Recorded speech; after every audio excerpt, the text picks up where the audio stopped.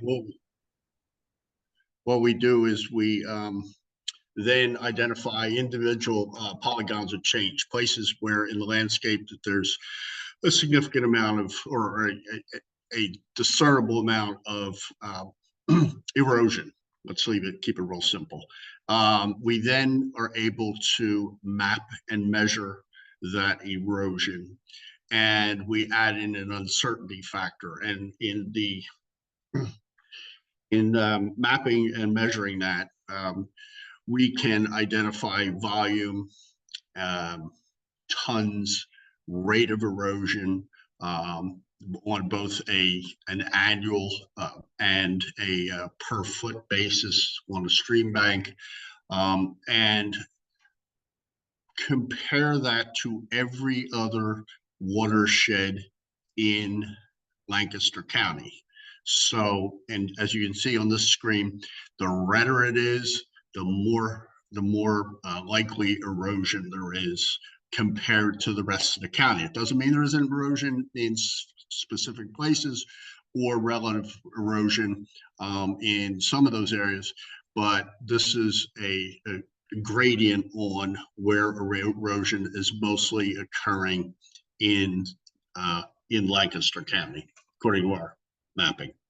I should say there were about, I think we developed about 300,000 plus new data points. I forget it's in the report, of information that allows users to create a whole series of individual data sets to develop and use with their projects or project applications, and with final reports, etc. And we're happy to walk through and help folks that are interested in any part of that. But that's the overall description of how this is used. You can then go down to a smaller area, watershed area. In this case, it's a heat map of an area in Lower Lancaster County, and it identifies the watersheds there. And then each of those blocks, it's called a block statistics heat map, shows you where in that watershed or watersheds are the hottest areas, the areas with the least erosion. And after you identify those parcels, which I think, and Logan can jump in here, but I think they're like 10 meters by 10 meters, you can then zero it down. But that statistic, the block statistic method, identifies specific areas where significant erosion is occurring. Interestingly, you see the pyramids there, that's where mill dam's located. And you see that adjacent to those mill dam, nearly all of which are breached, probably there, everyone in that figure is breached. Each of those mill dams, indicates an area, you can see from the statistic map, an area of high erosion, which means once the dam is breached, there's more erosion that's coming from the banks. This is down to a parcel level or several parcel levels. I'm not going to stay on it too long. Here you see mapping of an individual site, and you can see all the statistics that are associated with that. The red is the erosion polygon. It's the area where erosion is occurring. The streamline is the area where obviously we've mapped the stream. And we'll get into that a little bit. And then below, you'll see that there's the statistics that are broken out into years, tons per year, cubic yards per year, pounds per year, however you want to, measure the metric. But that's on each of the polygons, which this entire data set will be sent to Ryan. Ryan Hill and I have been we've been discussing this for quite a while. It'll be sent to them and be incorporated into the collaborative mapping tool. And once it's in the collaborative mapping tool, anyone who has access to that will be able to click on to any parcel and do exactly what we did in the screenshot here, which is identify what the relative erosion is on any level that you want. Here we're shown at the parcel level. So there's the erosion polygon. This is what the actual legacy sediment terrace is. That's the area that's left after the dam is breached. This is the area that's adjacent to the stream where we've identified significant legacy sediment. And then each of those polygons, those areas where a sediment terrace exists, we've quantified that, and you can see what the quantifications are again. And then the third is canopy. You can add in canopies. So if you're trying to create a plan for an existing site to address legacy sediment or just erosion generally, or keep cows out of the stream, or do riparian buffer plantings, whatever it is, this will help you to identify where the terrace is, where the erosion's occurring, and where the canopy already exists, and where your opportunities are. And then this is everything together. You can see the terraces, the polygons, the existing canopy that's on each of the terraces, and how this all fits together. Okay, this county fact sheet we created by extrapolating those data points that we talked about. I want to see that. So because we use a more refined version of for stream bank centerline mapping, Lancaster County, in part because of that, and in part because the official mapping focuses more on larger order streams, third through whatever order streams. A lot of the first and second order streams are not mapped, which gives the county an additional 1,200 miles of stream to address. So, so instead of the 1,400 that we typically use, we actually have about 2,600, which is great in a lot of ways because it's going to show you a lot more opportunities for mitigation efforts. Another, it's daunting, but at the end of the day, there's a lot more opportunities along streams in the county than are typically recognized. And the differences between the USGS NHD and the water science maps, which is basically an extrapolation, in this case, of the county map. There's some quick statistics on the county. I'm not going to go through a lot of it, but they're all in there if you want to use them in the future for any of your presentations and or applications, things like that. There's a significant amount of information on, again, how this data can be applied.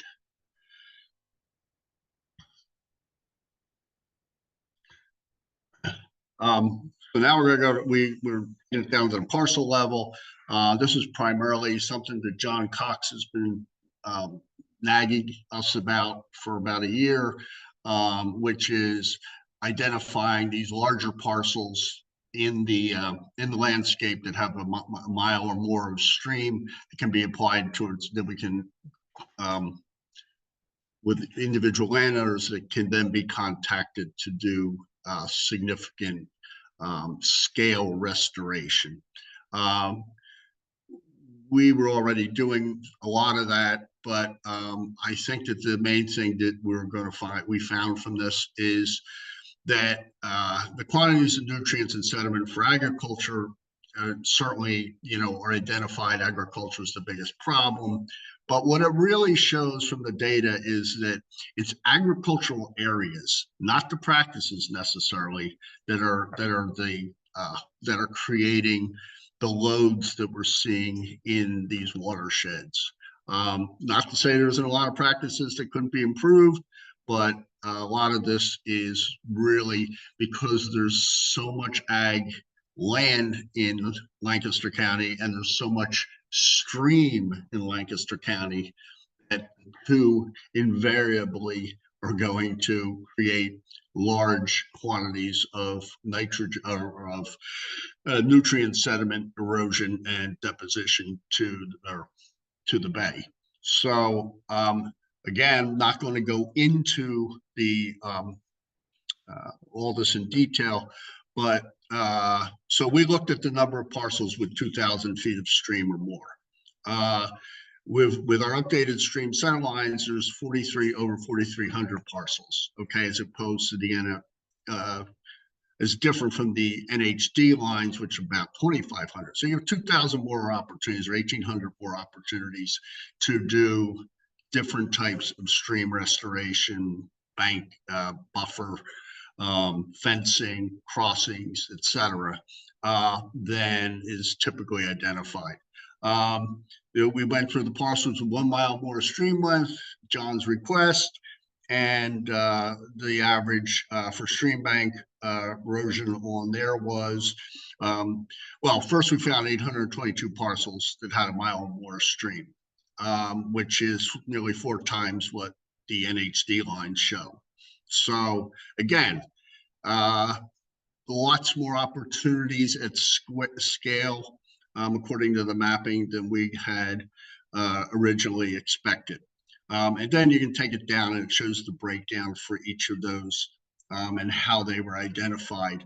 And one thing that you should be clear on if you're looking at this in detail is because on a given parcel, you in the NHD say it's 1 mile, but in the WSI mapping, it's 1.5 miles of stream on the same parcel. It's going to dilute the load. So the NHD load is going to sound higher than the load of the Water Science Institute mapping. But it's the same load. It's just on a per foot basis. It's going to be reduced, but the loads themselves should be increased. It should be about the same. On. Okay.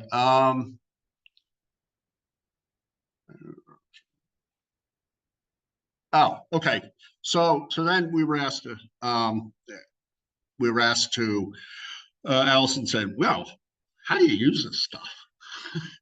And we said, well, maybe, like we would work with one of the existing partner organizations as a demonstration. And this is where technology failed us today. But generally, we said, Lancaster Farmland Trust, they have all these properties. Why don't we see if we can get their data of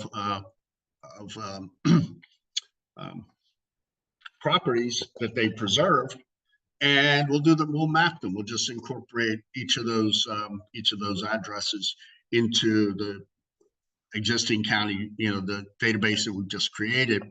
And then we can identify how many miles of stream are on preserved properties that are owned by or they're managed by the trust, amount of erosion, and begin to,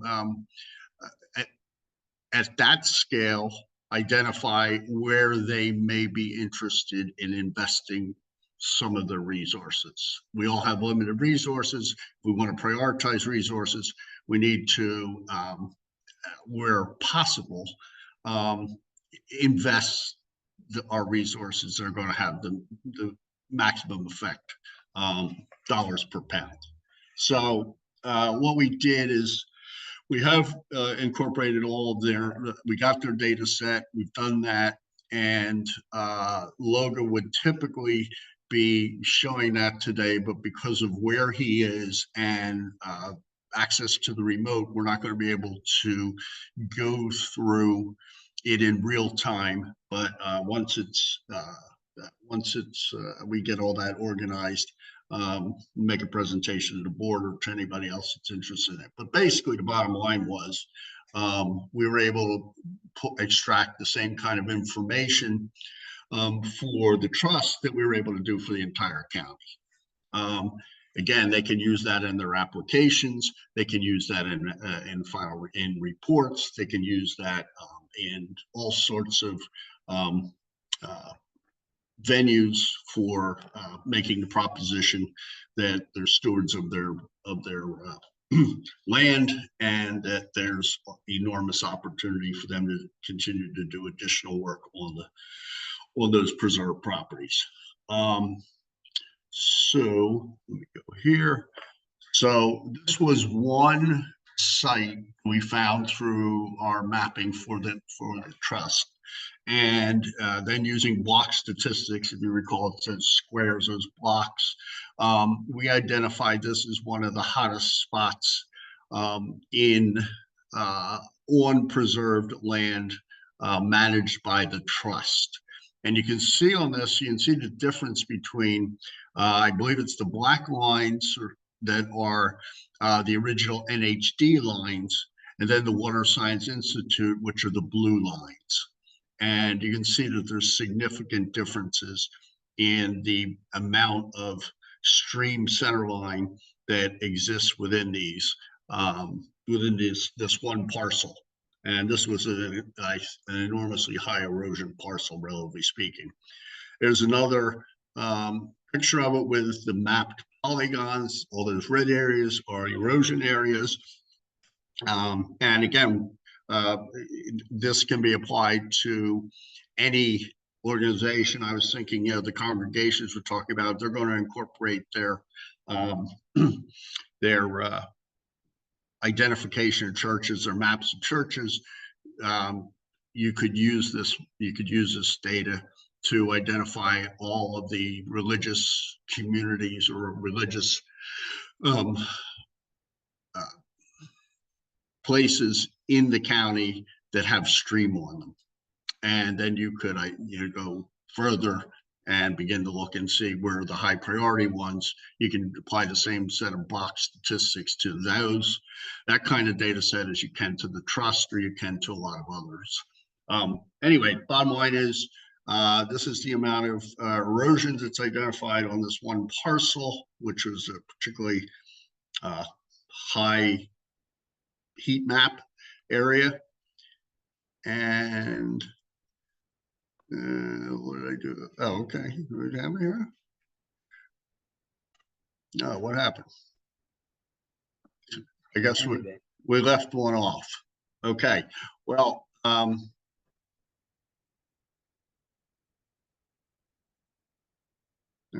oh, okay. So I apologize. Here was the last one was just in the wrong order. 15, which was before this one. On this one site, we identified 300 tons of erosion annually. And the difference between the two lines was 135 to 176 pounds per foot of sediment erosion annually. And the differences, as I said earlier, reflect stream length measurements, as that dilutes the per pound load, but not the overall load.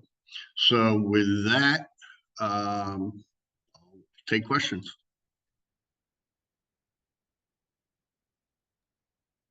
Joe, thank you so much for taking all of that amazing data and research and putting it into a presentation of this size and time. I know there's a lot more that we could go into. Right. Here to hear questions from everybody. I have one just to get started on those last couple slides that you were showing. The difference in the blue and the black line, that is the NHD versus what your team found here, correct? Right. Okay.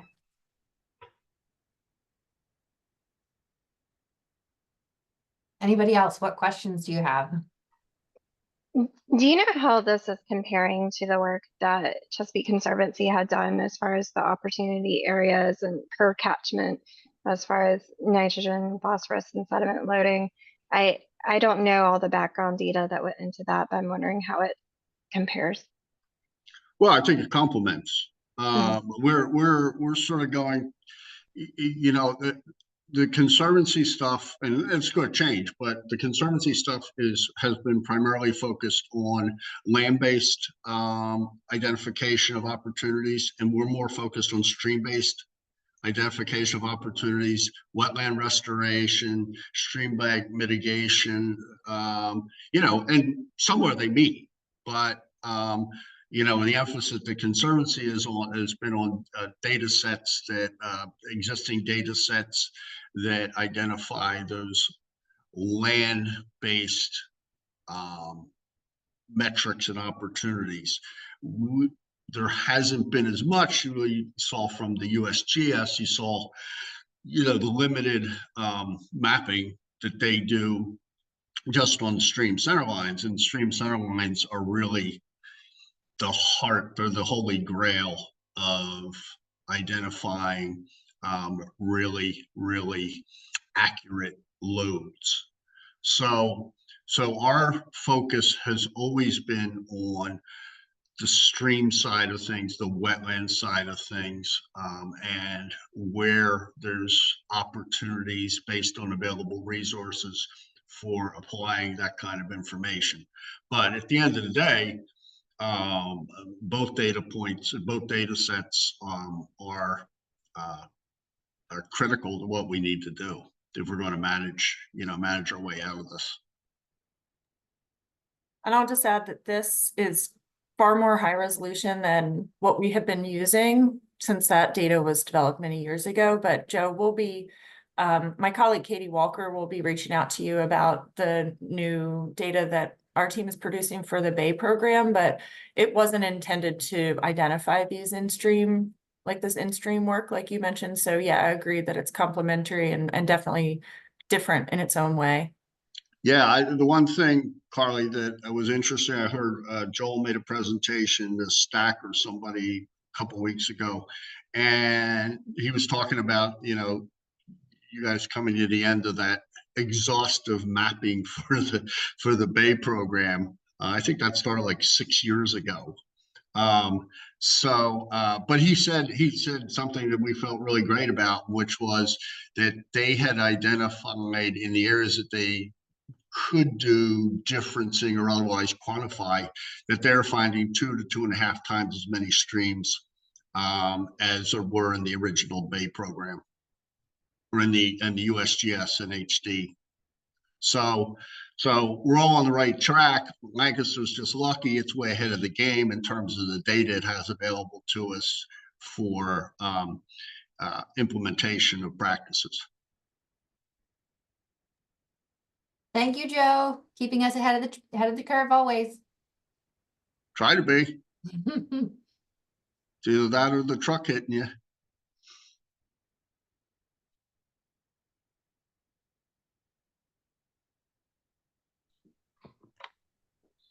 Any other questions that the group has? Joe, you have it in slide form here. I know you sent me a PDF. I am happy to share that with this group if you're okay with it. I guess I want to make sure what specific things in a feedback form are you looking for? Is it formatting of graphics and images, or is it questions about data, or yeah? Whatever people's impressions are of how they would like it to either be used, or it could be improved, or otherwise, or what's missing. How it can be used, what's missing. That could be useful. Now, you know, in the slides I'm showing you here, you know, I kid our folks putting this report together. I mean, the content of it's terrific. But I said, stop rating like it's a term paper. This is not a term paper.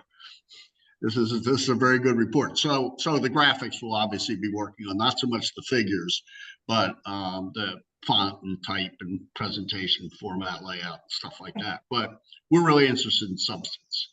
You know, where can this be improved? If not, you know, in the short term, in a future Nfwf grant or some other venue. Bonnie, you got your hand up. Go ahead. Yeah. Yep. Thanks. So I know we're running up on time, so I don't want to.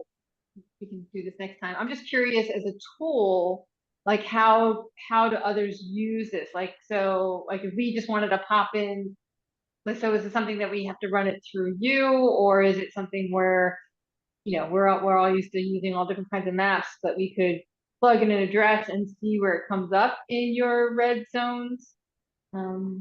Yeah, it would be in the collaborative mapping tool.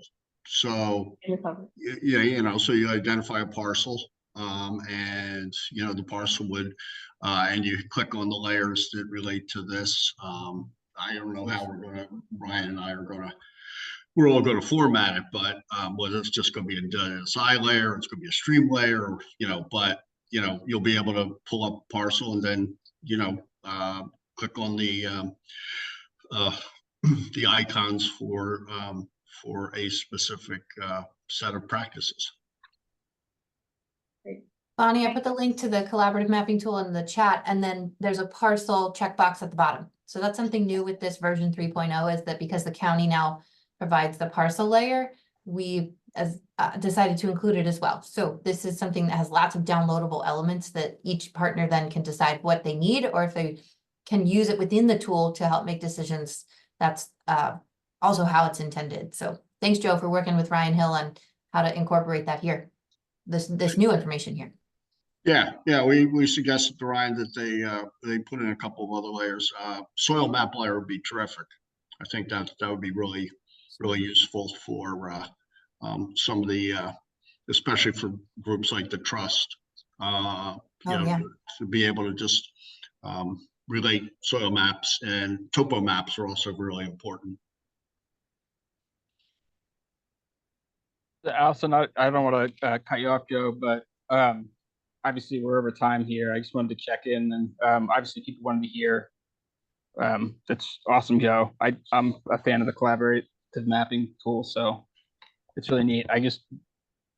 I'm guessing we're not going to get to implementation funding decisions today, so I just That's wanted to check. okay. Yeah, I think that's fine. I know that we want to have that as a group decision. What we'd like to do is be able to format that, send it to you guys via email, and then have a Zoom option as a follow-up piece to this. So I think if there's any projects that have come up, Joe, if there's something from this that you're seeing as like the priority place, or if Bonnie, you guys have somebody who's like ready to go right now and you could use the implementation funding, send any of that to Alex via email, and we'll put together kind of a scope of what we know is at the top of the pipeline, we'll say, for implementation funding. Yeah, can I ask Mhm. a general question, or it's general and then getting specific, but to kind of guide our efforts for the implementation funding over the next month or so. So tomorrow, Alex and I, as well as Mike, I think, are going to be out on site at Lutheran Church of the Good Shepherd, and they have another project plan that they want to do. They're looking for more funding. From what Alex, to kind of recap the what he was going over earlier about like what projects we know of in both direct funding through this grant and match funding. We think we're well on our way to meeting the deliverables in the grant agreement with Nfwf. So we have about 79,000 left for implementation funding under this grant. How do you guys feel as a team about the funding Lutheran Church of the Good Shepherd again for another project at that site? There would be, we don't know the details yet, we can send you that later, but there would be a fair amount of community engagement involved. The actual impact might not be the greatest, but they'll be ready to go within the time frame.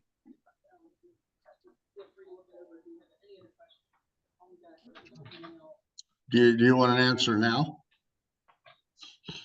I think I want like general feeling, because we just want to know how to advise them moving forward. Are there other applications? Are there other opportunities?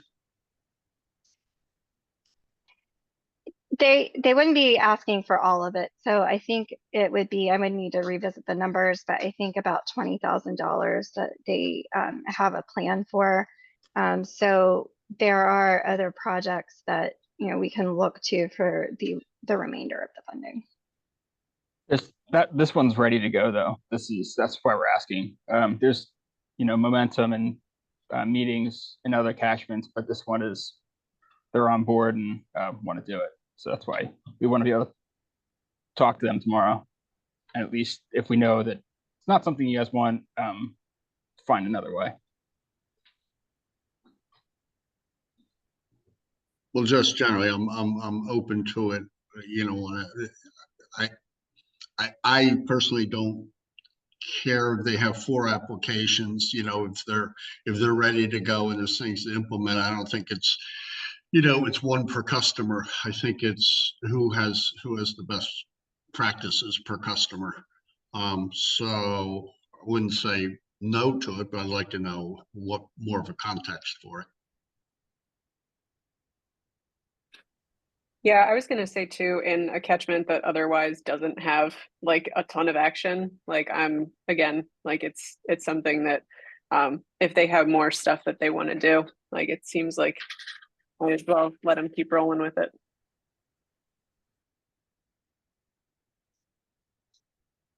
Megan and Alex, in your conversation with them, I guess ping them to see if they'd be willing to host Charity for one of our BMP tours.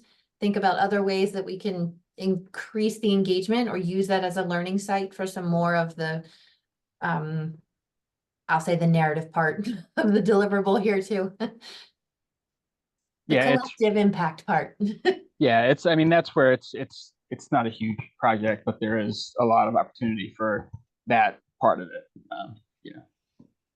It's an active congregation in general too. They host lots of events. They've had, you know, me out for things several times since I've been hired. So I think it could be if we needed to find ways to boost that element of it, it's very easy with that congregation. They'd be happy to host things or work with us to do other events as well.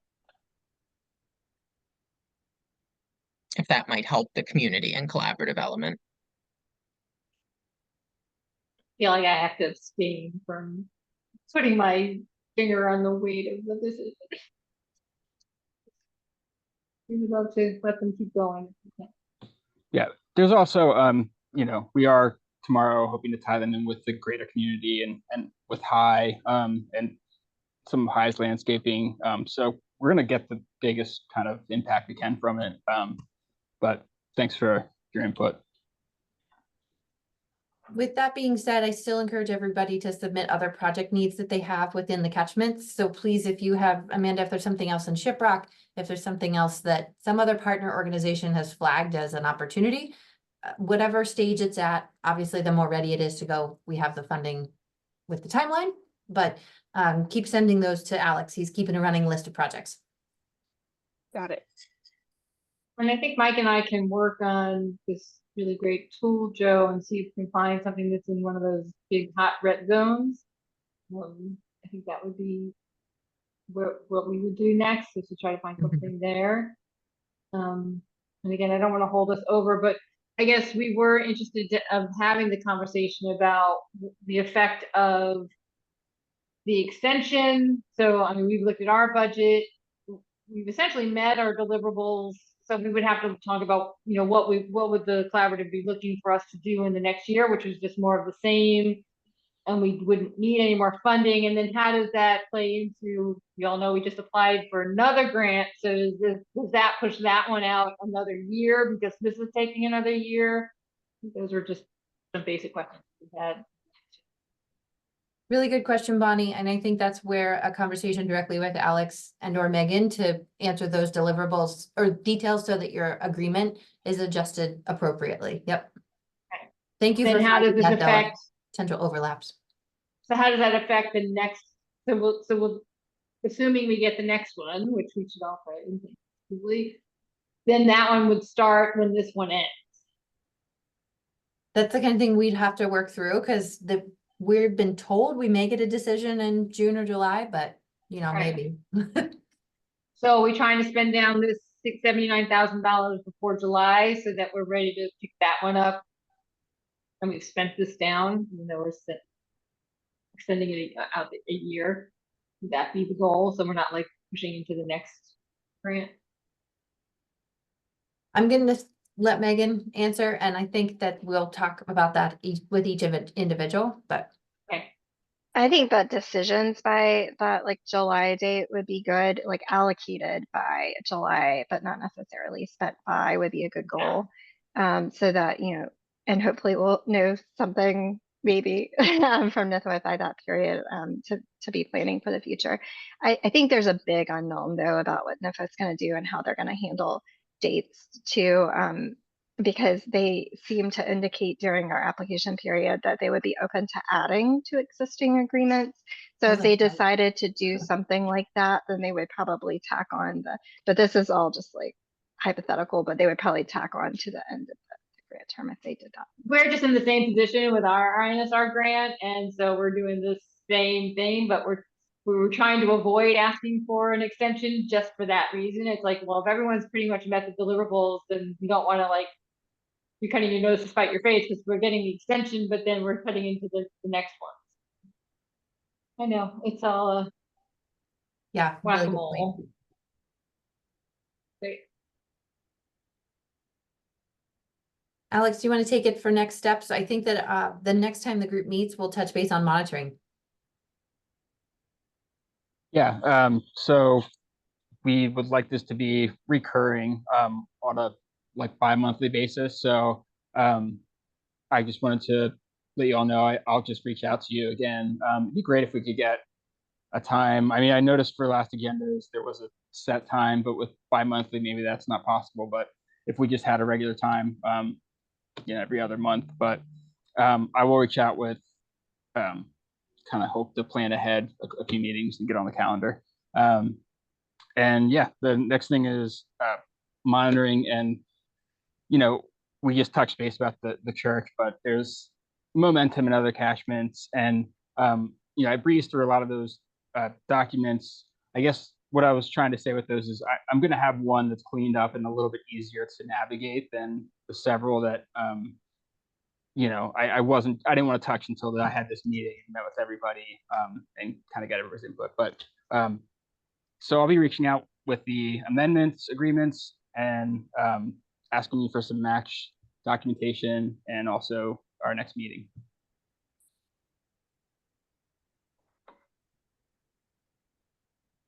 Any questions? Thanks All all right. for your extra time today. Appreciate it. Appreciate Yeah. the band coming back together and all the Yeah. momentum that you've continued, even with extensions and people coming and going and all kinds of movement. So thank you. Thank you. Thanks for staying on the Zoom too. Have Thanks, a good folks. one. Bye. See ya. Hi.